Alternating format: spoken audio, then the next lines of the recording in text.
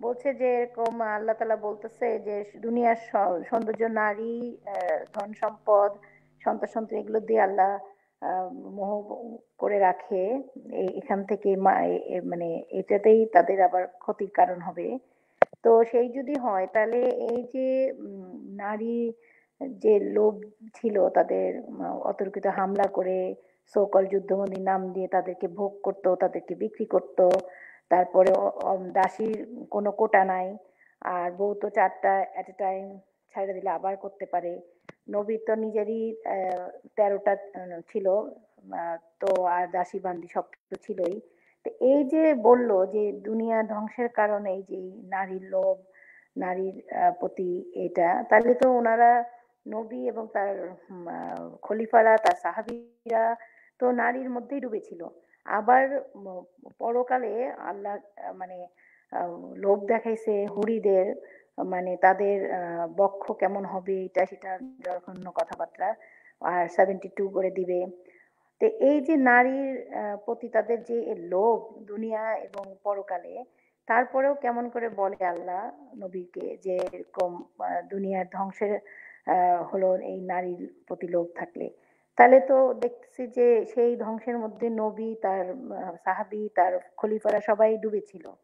এবং এখনকার মোমিনরাও, যদিও এখন দাসীবান্দি পাচ্ছে না ইসলামিক ল না থাকাতে, আর সেরকম করে ভোগ করতে পারছে না। তো আমি তো কনফিউজ এখন, তাহলে তো এই এই ভয়ঙ্কর মানে ট্র্যাপে তো নবী, তার খলিফা, তার সাহাবীরা কেউ বাদ নাই। তাহলে এই দ্বিচারিতা কেন? এই বলতেছে যে এটা বিপদ রেখে গেল নারীরা, তোমাদের জন্য বড় বিপদ রেখে গেলাম নারী। সেই নারীর মধ্যেই ডুবেছিল, আবার সেই নারীর মধ্যেই ডুবতে যাচ্ছে মরার পরে।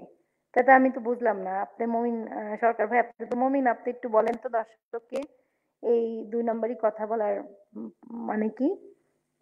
থ্যাংক ইউ, আমি শুনছি ফেসবুক থেকে, উত্তরটা দিলে খুশি হব। না, আপনি থাকেন, না, আপনি আপনি থাকেন থাকেন। আপু। ওইটা না হলো না না, অশ্লীল আমাকে তো নারীদের আমাকে কথা বলছে যেতে হবে আপু। ইহুদি নাসারাদের কাছে পয়সা আনতে, আপু, বুঝছেন? ওইটা সংসার বলছে চালাতে হবে না। অশ্লীল নারীদের, ওইটা বলছে অশ্লীল নারীদের কথা। আর পরহেজগার নারীদের কথা হইলো গিয়া ইসলামে। কিন্তু মৌলানা ভাই, বুঝছেন না, যাদের দ্বারা আজকে ধ্বংস হবে এই সেটা যে হলো অশ্লীল এই নারী। নারীর প্রতি যে তাদের মোহ, সেটা তো মানে অগণিত ছিল। এবং তারা যে অশ্লীল ভাবে যে তাদেরকে অতর্কিত হামলা করে, তাদের স্বামীরা বেঁচে থাকতেও তাদেরকে মানে ভোগ করতে বলতেছে, তাদেরকে আজল করে তাদের প্রেগনেন্ট না হয়ে তাদের বিক্রি করতে যেন সুবিধা হয়। এই যে কথাবার্তা, এগুলো তো শুধু আহ, নিজেদের বউদের কাভার করে ভিতরে ডাম্পিং করে রাখতেছে, কিন্তু অন্য মেয়েদের প্রতি যে আল্লাহর যে সৃষ্টি, সে সৃষ্টিকর্তা আল্লাহ তো কোনো টেক কেয়ার করলো না। তাদেরকে তো মাল হিসাবে করলো, তাদেরকে বিক্রি করতে দিল, তাদেরকে আদর করতে দিল। এবং মানে যতটা এ- নোংরা ভাবে এই করা যায় অমানবিকতা, আপু, এই এটা কাজ না। অমানবিকতার জন্যই তো আমরা কথা বলি। এই যে অমানবিক কাজ করছে, সেই জন্যই তো আজকে আমরা ইসলাম না না মুসলিম মাওলানা ভাই, হ্যাঁ। জেসমিন আপা কিন্তু খুব ভালো একটা পয়েন্ট বলছে। আমার কাছে পয়েন্টটা খুব ভালো মনে হয়েছে। জেসমিন আপা বলছে যে যে জিনিসটাকে বললো আল্লাহ যে এই জিনিসটা পৃথিবী ধ্বংসের কারণ, এইটার মধ্যে ডুবে থাকে সবাই, আবার সেইটাকেই বেহেশতে লোভ দেখাইলো। মানে যদি ভুল না করি এবং জেসমিন আপা পয়েন্টটা মনে ইহকালে হয় এরকম। পরকালে জায়গাতেই মানে নারী ছাড়া তাদের কোনো কথা নাই, কথা নাই, বুঝছেন? দুই জায়গাতেই কথা নাই, কিন্তু আবার বলতেছে এইটাই হবে ধ্বংসের একমাত্র কারণ। হ্যাঁ, আর আরেকটা কথা দেখেন, আমরা যে কোরআন পড়ি না, অজু টজু করে আমরা কিন্তু একদম মানে চুলটা একটাও দেখাতাম না, অজু টজু করে চুমা টুমা দিয়ে শুরু করতাম। কিন্তু আমরা তো জানতাম না যে একটা হলি গ্রন্থে ওই শস্যক্ষেত্রের যে তাফসীর কত ফিল্টি, কিভাবে সেক্স করবে, কোন দিক দিয়ে করবে, এইসব কথাবার্তা।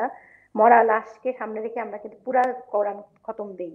আচ্ছা, তারপরে সূরা তাহরিমে তার সেক্সের, দাসীর সাথে সেক্স করার ঘটনা।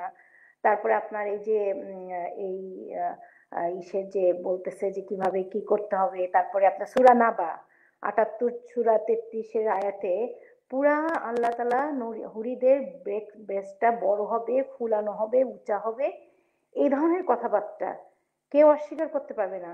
আমি যখন আমার বোনের সাথে বলছি, আমাকে সে একদম অপমান অপদস্থ করছে, এসব কোরআন থাকে নাকি? আমি যে আছে, আল্লাহ বলছে বুকের কথা এরকম বড় বড় উঁচা উঁচা ফুলানো ফুলানো থাকবে। বলে না, এসব থাকতে পারে না। যখন আমি তাকে বলছি, আমাকে তো প্রথম স্বীকারই করে নাই, বকাটবাজি করছে। পরে এখন যখন বলি তখন অ্যাভয়েড করে কথা। মানে হোলি বুকে আমরা মরা বান্দা যখন মরে যায় খাটিয়াতে রেখে কিন্তু সূরাটা পড়ি, পুরা সূরা খতম দেয়, ছোট ছোট বাচ্চাগুলো ঝুঁকে ঝুঁকে ইয়ে থেকে আসে, হাফসাখানা থেকে। তো এটা কি ধরনের হোলি বুক? মেডিটেশনের মতো যদিও নেই, আপনি কি ওইটা তো 18 প্লাস, বুঝছেন না আপু? এটা তো কোরআনটা তো 18 প্লাস বুক। আরবে দেখবেন যে পড়ে না, বা লাশের সামনে ওরা পড়ে না, ওরা অর্থ জানে তো এই জন্য ওরা পড়ে না। আমরা বাঙালি গুলো, হুজুর বাঙালি, হ্যাঁ অর্থ জানি না তো এই জন্য পড়ি আর কি।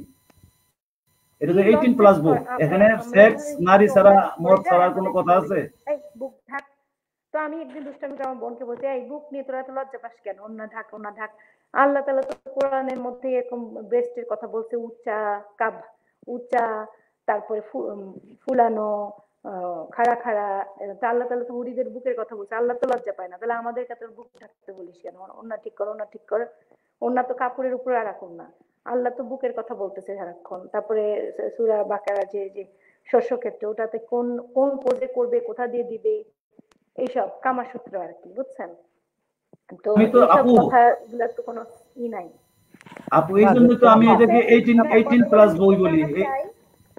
না না, কোরআনটা তো শুধু ধর্মীয় বই না জাস্টিন আপা, এটা হচ্ছে লাইফ অফ কোড, আমাদের জীবন বিধান। তো জীবন বিধান তো সবই থাকবে, আপনি কিভাবে বাথরুম করবেন, কিভাবে পরিষ্কার করবেন, সবই থাকবে। মরা মানুষকে খাটিয়েতে দেখে বলবো, হে আল্লাহ তুমি তাকে শান্তি দাও, তার ভালো রাখো, কিন্তু পুরা সূরা কোরআন যখন খতম দেয় বাচ্চাগুলো, বাচ্চারা ইয়েতে সব ইমামদের সাথে এসে বসে পড়ে, এতিম বাচ্চাগুলো, তো ওরা যখন পড়ে তখন তো ওই ছোট বাচ্চাগুলো এটার কথা বলে যে সূরা নাবা যখন পড়ে ঝুঁকে ঝুঁকে, যে আল্লাহ তাআলা বলছে হুরিদের বুক হবে কাব, উচ্চা, ফুলানো, চোখা চোখা, উঁচা উঁচা, এইসব কি বাচ্চাদের কথা? এগুলো কি একটা মরা মানুষের উপরে কোনো ব্লেসিং হয় বলেন? তারপরে না আপু, মরা মানুষের, এই তো আপু মরা মানুষের জন্য, না মরা মানুষের জন্য দোয়া করে, হে আল্লাহ তুমি মরা মানুষের উঁচা উঁচা হুর দিও, দোয়া করে মরা মানুষের জন্য, বুঝছেন?